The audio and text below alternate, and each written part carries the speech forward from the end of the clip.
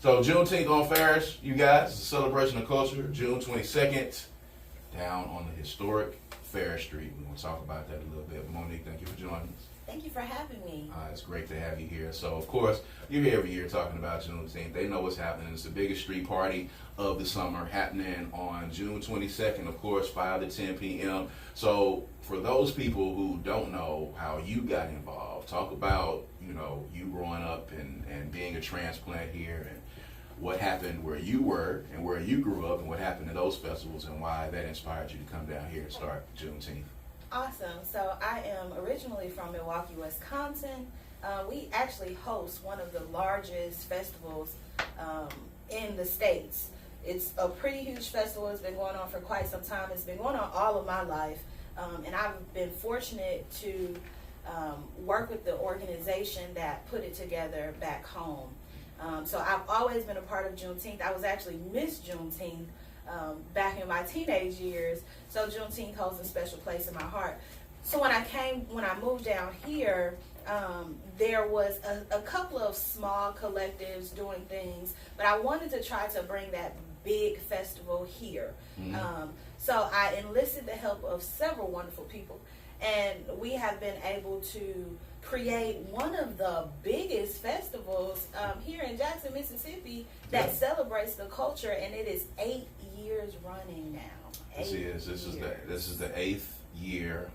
Just describe the significance for you of having this festival on Farish Street. You started out kind of doing it over in Battlefield Park, and then it moved downtown, which I think was a good move for you guys. So talk about the significance, of course, of having this festival and this celebration on the historic Farish Street. Right, so we did start off at Battlefield Park, which was a nice location. However, we wanted to make sure that we were highlighting the purpose of the event, and the purpose is Black economics, right? And no better place to highlight that than Farish Street. Farish Street was once the mecca of Black economics here in Mississippi, and so it's only right that we bring that same energy back to the street. So not only are we on Farish Street, but we've extended our Farish Street run. So we are now going all the way to Admit Street, just so that we can not only highlight that area, but it's so much development in that area. So, it's only right that we bring the Black economics to the Black mecca of Jackson. And then it's a beautiful area. So why not utilize that area? It's a brand new green space. Well, it's not a brand new green space. It's a green space that's been on Farish Street for quite a while now. If you pass down through there, there's kind of like a little brick amphitheater. There are some benches that are there. It's a green space. If you watch the news or if you've been following the news, the Jackson Redevelopment Authority just got over $1 million to be able to beautify that space. We had the executive director, Christopher Pike, on this show on last week, and if you haven't had a chance to see that, you can go check out that interview on YouTube. But it's a very, very cool space. It is a lot of good stuff going on Farish Street, and you guys are going to have the opportunity to kind of highlight that this year. So for people who make the comparisons all the time, you hear about, Jackson shows up for St. Patrick's Day, and Jackson goes out for Cinco de Mayo. Why don't you guys go out for Juneteenth? Yada, yada, yada. That happens every year. And sometimes a lot of those people are just talking because they don't end up showing up anyway. But just talk about, the celebration of Juneteenth. You're talking about Black economics, but historically, what Juneteenth is about and why this celebration is important and why it's important that everybody come and be a part of it. Right. So Juneteenth, the history of Juneteenth dates back to the Emancipation Proclamation back in 1863. We know it was signed. However, it took almost 3 years for the last slaves in Texas to find out that they were free. So that post-emancipation period was just a period of hope, but it was also a period of uncertainty. It was reconstruction and reconnection, gathering and celebration. So that is our history, right? Our Freedom Day, our Emancipation Day is not the 4th. It is June 19th. Yes. So that is important for us to acknowledge and celebrate, but continue the fight of coming together, reconnecting, developing, trying to make sure that we are planning for greatness in the future. We're highlighting Black businesses. We are celebrating us, and it's always perfect, when we can come together, enjoy each other, celebrate each other, circulate the money within ourselves, and build. So this time, it's a time for us all to celebrate. And I know we highlight a lot of Blackness, because it is Blackness. True, right? true indeed. But it is togetherness. It is everybody. It is everything. It is a celebration of power for us. So I encourage everybody, no matter your race, to come out and enjoy the festivities. So, I mean, the emancipation of slaves in this country, of course, particularly specifically for Black people, but it is a part of American history. It is. The tapestry of American history, despite, how ugly it is, and a lot of people want to sweep that under the rug, that's what this is about.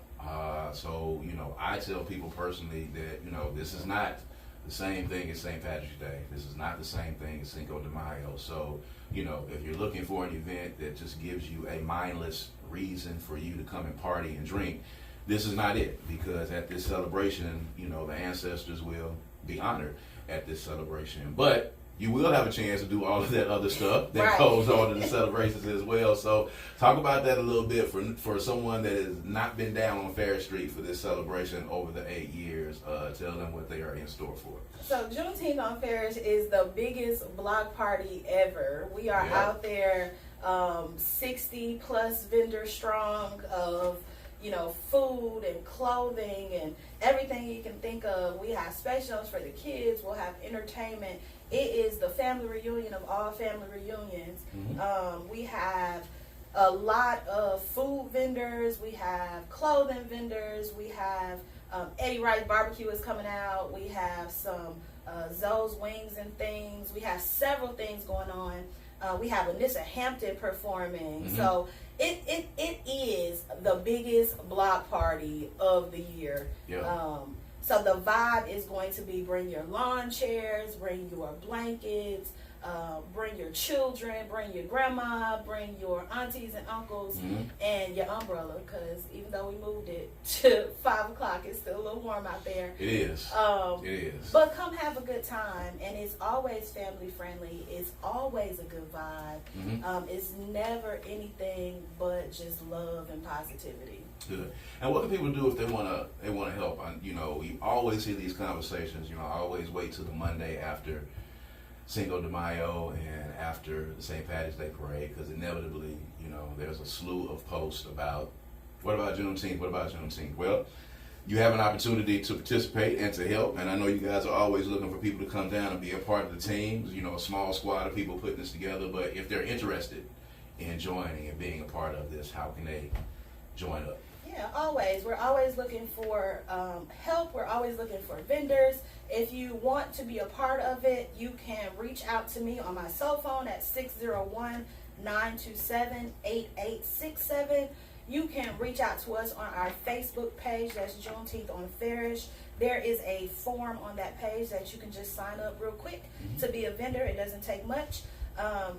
But again, you can contact us through Facebook, or you can contact me at 601-927-8867. There it is. Juneteenth on Farish, the 8th annual Juneteenth on Farish is going to be taking place on Saturday, June 22nd at 5 p.m. All you got to do is pull up. You can come and tailgate, or you can vend. She just gave you the information. You can come down and be a part of it, man.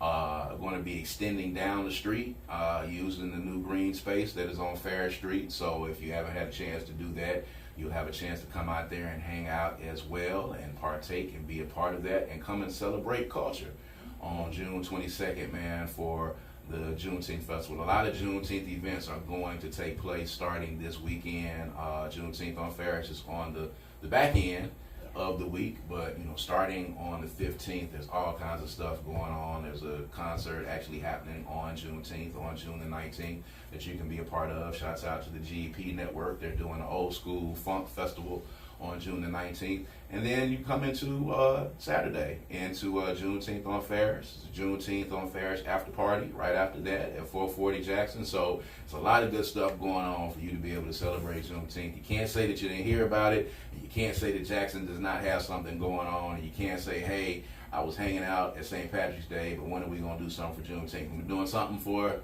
8 years. This is the 8th year. So where have you been is the question. So give them that number and that email one more time so we can make sure they don't have any excuses. So the telephone number is 601-927-8867. The email address is juneteenthonfarish@gmail.com. That's juneteenthonfarish@gmail.com. There it is. There it is, of course. That is Good Things Jackson. And if you were listening today, we had 3 great events that are going to be happening in the next 2 weeks in the city of Jackson.